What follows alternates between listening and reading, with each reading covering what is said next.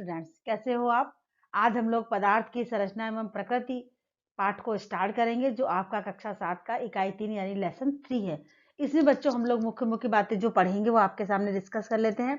यहाँ पर हम सब जानते हैं, बच्चों क्लास 6 में ही पढ़ चुके हैं कि ठोस, द्रव व गैस 3 तरीके के पदार्थ होते हैं और उनकी आणविक संरचना किस तरीके से है, या ठोस, द्रव, गैस में जो ये पदार्थ हैं वो किस तरीके से इनकी संरचना होती है, कैसे वो होते हैं, इन सब बहुत सारी बातों को हम लोग यहाँ पर आज डिस्कस करेंगे कि ठोस पदार्थों की क्या संरचना है, द्रव कैसे होते हैं या गैस कैसे, या फिर इनकी आणविक संरचना किस प्रकार की है।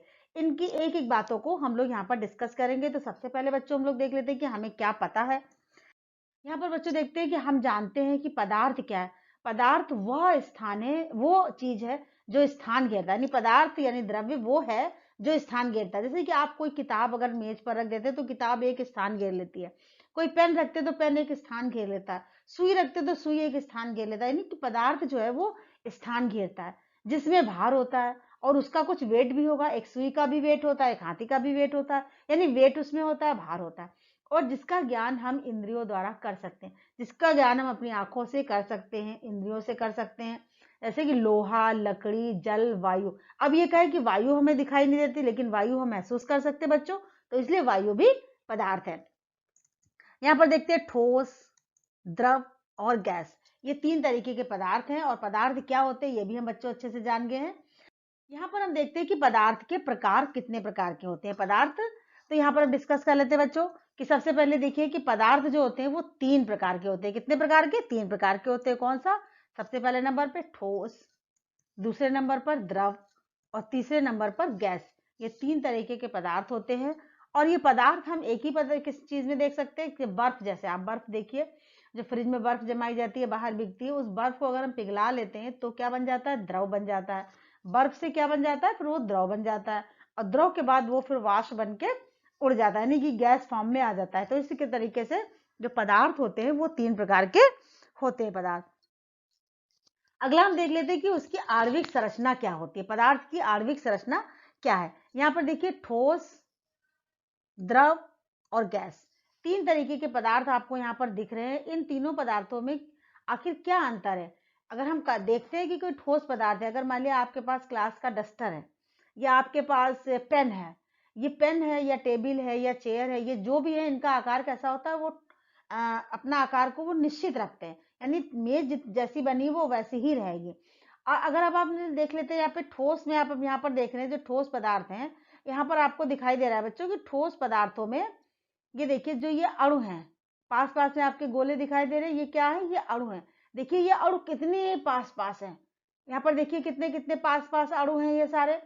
और यानी अणुओं के बीच में जो है वो जगह नहीं दिख रही है, बिल्कुल भी जगह नहीं है, पास पास है। और ये पास में एक पास है, यानी इसके बीच में कोई बल लग रहा होगा। अब वो बल क्या चीज है, या ये बिल्कुल एक एक पास है तो इसके बीच में जो स्थान पाया जाता है वो क्या चीज है। तो यहाँ पर हम बच्चों देख लेते हैं कि जो ये अणु हैं, वो ठोस पदार्थ है, इनके जो अणु है इतना जो पास पास है, इनको बोलते हैं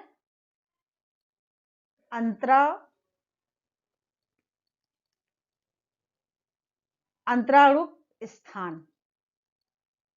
यानी दो अणुओं के बीच में, दो अणु है, इनके बीच में जो जब स्थान पाया जाता है वो कहलाता है अंतराणुक स्थान। अब ये चूंकि यहाँ पर ठोस में क्या है, ठोस में अंतराणुविक स्थान क्या है? कम है, बहुत कम है। अब यहाँ पर देख लें कि चूंकि ये दो अणु है, आपस में बंधे हुए हैं, आपस में इनके बीच में जगह भी नहीं है, तो इसका मतलब यहाँ पर कोई बल जो है वो काम कर रहा होगा। अब ये बल कौन सा है? वो है अंतराणुक बल। कौन सा बल है? अंतराणुक बल है। अब यहाँ पर ठोस में चूंकि अणु बहुत पास पास है, इनके बीच में अंतराणुक स्थान भी नहीं है, तो इसका मतलब क्या हुआ कि इनके बीच जो लगने वाला ये अंतराणुक बल है, ये क्या है? ये भी कम है।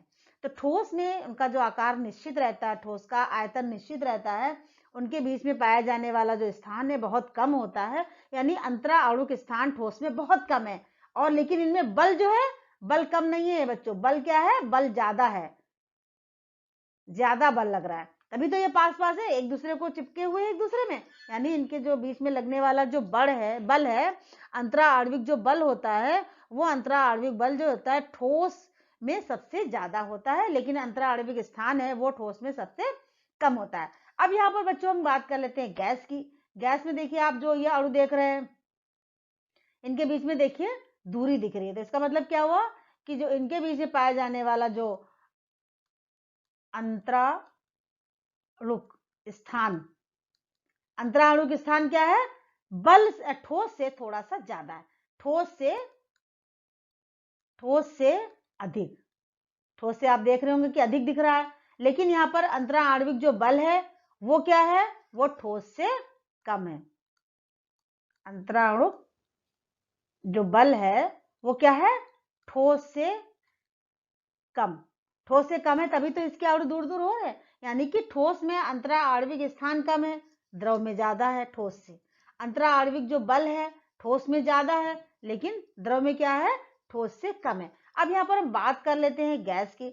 अब गैस में देखिए जो अंतराणविक स्थान है गैस में, देखिए कितना ज्यादा है, इनके बीच में जो स्पेस आ रहा है वो कितना ज्यादा है, तो यानी स्पेस ज्यादा है, यानी कि इनका जो है अंतराणविक स्थान क्या है, वो ज्यादा है। लेकिन इनके बीच में जो बल लग रहा है वो बल क्या है, वो बल कम है, यानी ठोस से इनके बीच में जो ठोस और द्रव दोनों से स्थान, अंतराणविक स्थान जो है वो क्या है, वो ज्यादा है। अंतराणविक स्थान देख रहे हैं आप, ये सब ज्यादा ज्यादा है, यानी ठोस और द्रव से दोनों से ज्यादा है। और इनका लेकिन जो लिंग में लगने वाला बल है वो ठोस और द्रव दोनों से कम है, यानी बल कम है लेकिन स्थान ज्यादा है। तो इसका मतलब क्या हुआ कि जिस बर्तन में भी हम ठोस को हम जैसे भी रखते हैं, और ठोस जो होता है वो उसी आकार का रहता है, टेबल, मेज, आप चेयर देख लो, अपनी बुक्स देख लो, यानी इनका जो ठोस का आकार होता है वो निश्चित होता है, और जो द्रव का आकार होता है वो अनिश्चित होता है। देखिए जल है, लो पानी है, अगर आप गिलास में रख देंगे तो पानी गिलास के आकार का हो जाएगा, थाली में डाल देंगे तो पानी थाली के आकार का हो जाएगा, जमीन पे डालेंगे तो पानी बहेगा जहां तक जा सकता है। तो इसका मतलब क्या हुआ कि लेकिन इनका आयतन जो होता है वो निश्चित होता है, यानी 1 लीटर दूध है तो 1 लीटर ही रहेगा, चाहे जिस बर्तन में भी आप डालें उसको। गैस में क्या है, गैस में देखिए अगरबत्ती जब आप जलाते हैं तो क्या होती है, उसकी महक दूर दूर तक चली जाती है, चली जाती है ना। तो इसका मतलब क्या हुआ कि यहाँ पर अंतराणविक स्थान बहुत ज्यादा है, अंतराणविक बल जो है वो बहुत ज्यादा कम होता है, ठोस और द्रव से भी दोनों से ज्यादा कम होता है। इस तरीके से ये ठोस द्रव गैस की जो है आणविक संरचना आपने समझी। यहाँ पर बच्चों देख लेते हैं कि पदार्थ के निर्माण, यानी जो पदार्थ होता है, चाहे वो ठोस हो, चाहे वो द्रव हो, चाहे वो गैस हो, वो किस तरीके से बनता है, उसकी क्या रचना है, यहाँ पर हम देखते हैं बच्चों। तो सबसे पहले हम देख लेते हैं अणु। अणु पदार्थ का वो छोटा कण है जो प्रकृति में स्वतंत्र अवस्था में रहता है। जो अणु होता है वो प्रकृति में स्वतंत्र अवस्था में पाया जाता है, लेकिन रासायनिक प्रतिक्रिया में भाग नहीं लेता, किसी भी रासायनिक प्रतिक्रिया में अणु भाग नहीं लेता है। अणु जो होता है वो दो या दो से अधिक एक ही प्रकार के हो सकते हैं या अलग अलग प्रकार के परमाणुओं से मिलकर बनता है, यानी अणु जो होते हैं वो सेम भी हो सकते हैं, जो परमाणु होते हैं उसके अंदर पाए जाने वाले, या परमाणु अलग भी हो सकते हैं। यहाँ पर आप बच्चों देखिए जल का परमाणु H2O, यहाँ पर जल की जो दिया हुआ है, जो अणु दिया हुआ है जल H2O, यहाँ पर देखिए हाइड्रोजन है और ऑक्सीजन है, यानी हाइड्रोजन के 2 परमाणु हैं और ऑक्सीजन के 2 परमाणु हैं, सेम परमाणु यहाँ पर नहीं है, यहाँ पे जो परमाणु है वो अलग अलग है, हाइड्रोजन के हैं और ऑक्सीजन के। अब हम अगर और देख लेते हैं, यहाँ पर देखिए ऑक्सीजन के देखिए 2 परमाणु लगे हुए हैं, यानी कि लेकिन है तो दोनों ऑक्सीजन के ही, तो इसका मतलब क्या हुआ कि ऑक्सीजन जो है सेम परमाणु से मिलकर बना हुआ है। तो कहने का मतलब ये हुआ कि अणु जो होते हैं उनके जो परमाणु होते हैं वो अलग भी हो सकते हैं और एक जैसे भी हो सकते हैं। फिर अब बात कर लेते हैं कि परमाणु क्या चीज है। परमाणु बच्चों हम देख लेते हैं कि किसी भी पदार्थ, यानी किसी भी जो पदार्थ है वो सूक्ष्मतम कण है जो स्वतंत्र अवस्था में नहीं रह सकता। परमाणु तो स्वतंत्र अवस्था में रह सकता है, लेकिन अणु स्वतंत्र अवस्था में नहीं रह सकता, परंतु रासायनिक अपक्रिया में भाग लेता है जिसमें उस पदार्थ के गुण विद्यमान होते हैं। यहाँ पर देख लीजिए आप बच्चों, ये देखिए परमाणु की संरचना बनी हुई है, जो स्वतंत्र अवस्था में नहीं रह सकता है, लेकिन जब कोई भी रासायनिक क्रिया होगी तो उसमें ये भाग लेगा। यहाँ पर अब ठोस द्रव गैस में हम बच्चों अंतर देखते हैं कि क्या होता है। ठोस, ये गुण लिखे हुए सारे, ये ठोस, द्रव और गैस, इनके नीचे ये यहाँ पर डायग्राम भी बना हुआ है। यहाँ पर आप देखिए आकार, ठोस का आकार निश्चित और स्पष्ट होता है, आकार इनका जो है निश्चित नहीं होता है, जिस बर्तन में रखे जाते हैं उसी का आकार ले लेते हैं। गैस में कोई निश्चित आकार नहीं होता। अब आयतन की बात कर लेते हैं। ठोस का आयतन जिस आकार का होता है उतना ही तो रहता है, ना बढ़ता है ना घटता है। और द्रव का आयतन भी निश्चित रहता है, 1 लीटर दूध लो, 2 गिलास पानी लो, वो उतना ही रहेगा। लेकिन गैस का ना आयतन निश्चित होता है और ना ही आकार निश्चित होता है। दृढ़ता, दृढ़ होते हैं ठोस पदार्थ, बहते नहीं है, लेकिन जो द्रव होता है वो बहने वाला है, और जो गैस होती है वो बह सकती है। कणों के बीच आकर्षण बल, अभी आपको बताया था कि कणों के बीच में ठोस में सबसे ज्यादा आकर्षण बल होता है, और द्रव में ठोस से कम, गैस में ठोस और द्रव दोनों से कम होता है। कणों की क्या स्थिति है? ठोस में जो कण बहुत पास पास होते हैं, देखा था ना कण कितने पास पास है, कणों के बीच की दूरी जो है द्रव में ज्यादा होती है, और गैस में कणों के बीच की जो अधिकतम स्थान होता है ठोस और द्रव दोनों से भी ज्यादा। संपीड़ितता, यहाँ पर ठोस को अगर आप पीटो तो कुछ फर्क नहीं पड़ेगा, संपीडनीय है द्रव, और अत्यधिक संपीडनीय है, संपीडनीय है। विसरण कैसे हो सकता है? एक ठोस पदार्थ दूसरे ठोस पदार्थ के मध्य विसरित नहीं होता, यानी एक दूसरे में मिल नहीं सकता। द्रवों में ठोस और गैसों का विसरण होता है, और गैसों का अन्य गैसों के साथ विसरण तीव्रता के साथ होता है।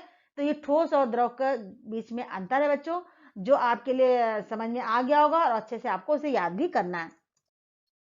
अब देख लेते हैं कि परमाणु की संरचना क्या है। परमाणु अति सूक्ष्म कण होते हैं, इलेक्ट्रॉन, प्रोटॉन और न्यूट्रॉन इनके मुख्य हैं। सभी तत्वों के परमाणुओं को निर्मित करने वाले इन तत्वों को मौलिक कण कहते हैं, यानी फंडामेंटल पार्टिकल्स कहा जाता है। कोई भी परमाणु होता है, इसमें 3 प्रकार की रचनाएं पाई जाएंगी, इलेक्ट्रॉन, प्रोटॉन और न्यूट्रॉन, यही इनके मौलिक कण हैं। अब यहाँ पर देख लेते हैं बच्चों कि प्रोटॉन और न्यूट्रॉन जो होते हैं वो नाभिक में पाए जाते हैं, और इलेक्ट्रॉन नाभिक के चारों ओर चक्कर लगाता है। अब यहाँ पर किस तरीके से होता है इसको समझ लेते हैं। ये देखिए, ये एक परमाणु की संरचना है, ये इसका केंद्र है, केंद्रक में देखिए आप न्यूट्रॉन है और प्रोटॉन है, इलेक्ट्रॉन इसके बाहर चारों ओर बंद कक्षाओं में चक्कर लगाया करते हैं। तो कोई भी परमाणु होता है उसकी संरचना में इलेक्ट्रॉन, प्रोटॉन, न्यूट्रॉन ये इसके मौलिक कण होते हैं, फंडामेंटल कण होते हैं, इन्हीं से इनकी संरचना होती है, और केंद्रक में न्यूट्रॉन और प्रोटॉन पाए जाते हैं। अब करते हैं बच्चों थोड़े से अभ्यास प्रश्न। यहाँ पर पदार्थ किसे कहते हैं, ये प्रश्न अभी आपको हमने समझाया भी है। अणु तथा परमाणु में क्या अंतर है, अब आपको बताना है कि अणु रासायनिक क्रिया में भाग लेता है कि नहीं, परमाणु लेता है कि नहीं, सब बातों को लिखना है। पदार्थ कितने प्रकार के होते हैं, उनके नाम लिखने हैं आपको। ठोस, द्रव, गैस की आणविक संरचना का चित्र बनाना है। आणविक संरचना मतलब ठोस में और द्रव में और गैस में आपको दिखाना है कि इनमें जो कण पाए जाते हैं वो किस तरीके से पास पास हैं, दूर दूर हैं, या कैसे, ये आपको इसका डायग्राम बनाना है। अब यहाँ पर बच्चों आपके लिए एक बहुत अच्छी सी लाइन मुझे याद आई थी जो मैंने लिख दी कि कठिन परिश्रम, दृढ़ शक्ति और धैर्य, ये तीनों से ही। अब देखिए कठिन परिश्रम जो है वो दृढ़ शक्ति, आपकी इच्छा शक्ति बहुत, अगर आपको कोई चीज समझ में नहीं आ रही है तो आप सोचो अरे छोड़ो नहीं आ रही मुझे ना, आपको दृढ़ रहना है, आपको उस पर लगातार काम करना है, और ये तभी आप काम कर पाएंगे जब आपके अंदर धैर्य हो। यानी परिश्रम, दृढ़ शक्ति और धैर्य, अगर ये तीनों मिला दें, कठिन परिश्रम, दृढ़ शक्ति और धैर्य तीनों मिला दें, तभी आप सफलता को प्राप्त कर सकते हैं। यानी अचूक बाण है, बाण है ये तीन आपके लिए। जैसे धनुष में बाण लगाए जाते ना, वो बाण लगाए जाते, निशाना पाने के लिए आपको क्या करना है, कठिन परिश्रम भी होना चाहिए, दृढ़ शक्ति भी होनी चाहिए और धैर्य भी होना चाहिए। कठिन मेहनत करते जाएं, आप करते जाएं, आपके अंदर जो दृढ़ शक्ति हो पक्की कि हमें ये हासिल करना ही करना है।